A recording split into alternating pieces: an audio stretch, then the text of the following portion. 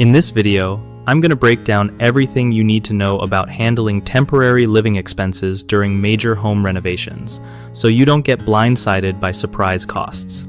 Alright, so when you're tackling big home projects like remodeling your kitchen or adding a new bathroom, sometimes you gotta pack up and move out for a bit. That's where temporary living expenses come in, and trust me, they can really add up if you're not careful. First off, you want to plan a realistic timeline.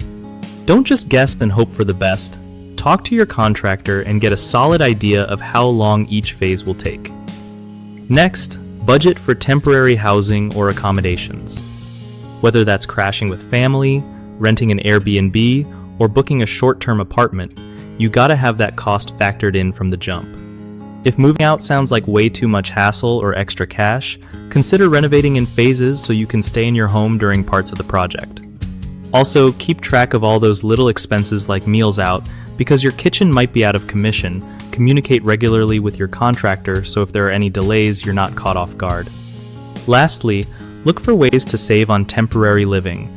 Maybe negotiate a discount for a longer Airbnb stay or find local short-term rental deals.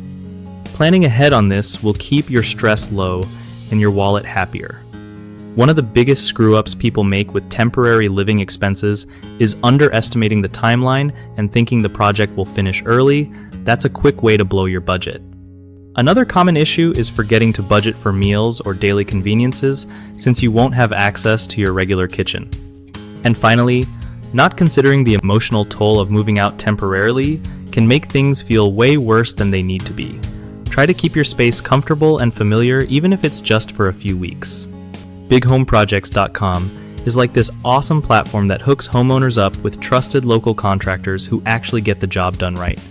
Plus, it's a solid spot for contractors to find work on projects that fit their skills and schedule.